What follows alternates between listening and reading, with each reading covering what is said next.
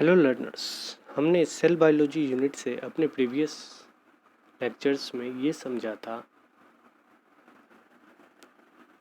Plastid के classifications के बारे में, उसके हिस्ट्री के बारे में, यानी कि उसकी शुरुआत में जो रिसर्च हुए थे उनके बारे में हमने जाना था।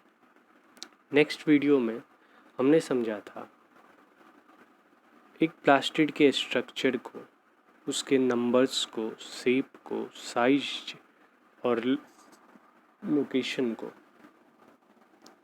इस वीडियो में हम क्लोरोप्लास्ट के अल्ट्रा स्ट्रक्चर को समझेंगे। हमें क्लोरोप्लास्ट के स्टडी को अपने दो रफ स्केच से करते हैं,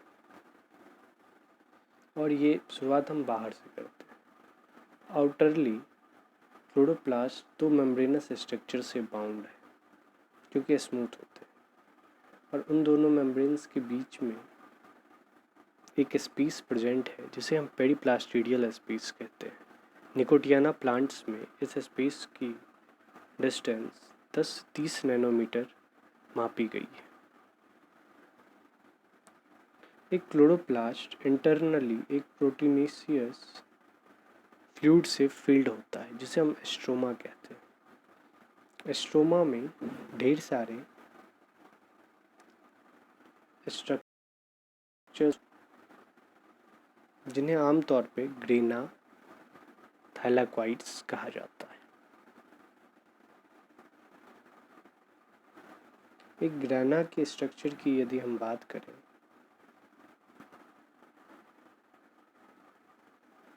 तो ग्रेनम के प्लूरल्स को हम ग्रेना कहते हैं, यानी कि इन सारे स्ट्रक्चर्स को की बात हम यदि एक साथ करें तो उसे हम ग्रेना कहेंगे। यदि हम इनकी अकेले अकेले बात करें तो इसे हम ग्रेनम कहेंगे। ग्रेनम की एक यूनिट थाइलाकोइड कहलाती है।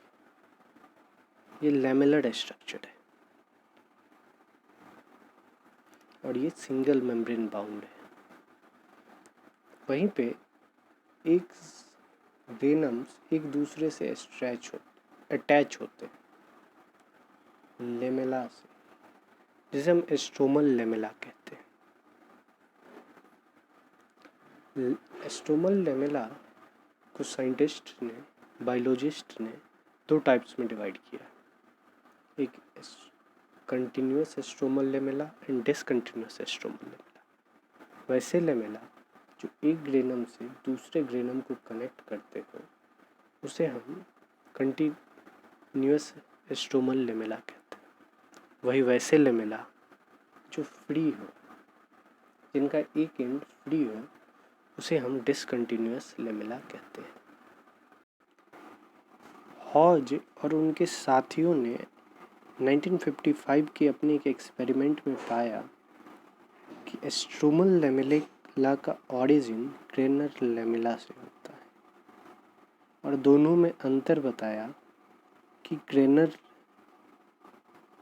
लेमेला ग्रेनल थाइलाकोइड्स स्वॉलन होते हैं, यानी कि उनकी थिकनेस कुछ ज़्यादा होती है in comparison to stromal lamella. 1955 में ही दो साइंटिस्ट स्टीनमैन और एस्जॉस्ट्रैंड ने एक्सपेरिमेंट करके पता लगाया कि स्ट्रोमल लेमेला की थिकनेस 3 नैनोमीटर्स होती है, जबकि ग्रेनम लेमेला की थिकनेस 6.5 नैनोमीटर्स होती है। और इन लेमेला की जो कैरेक्टर्स है, इनके जो सबसे साधारण से लक्षण हैं, वो यूनिट मेम्ब्रेन्स की तरह होते हैं। फिर चल के इन्हीं स्ट्रोमल लेमेला और ग्रेनम लेमेला को ध्यान में रख के साइंटिस्टों ने थाइलाकोइड्स को दो पार्ट में डिवाइड कर दिया, स्मॉलर थाइलाकोइड्स एंड लार्जर थाइलाकोइड्स। आमतौर पे लार्जर थाइलाकोइड्स ग्रेनम लेमेला को कहा जाता है, और जबकि लार्जर थाइलाकोइड्स स्ट्रोमल लेमेला को।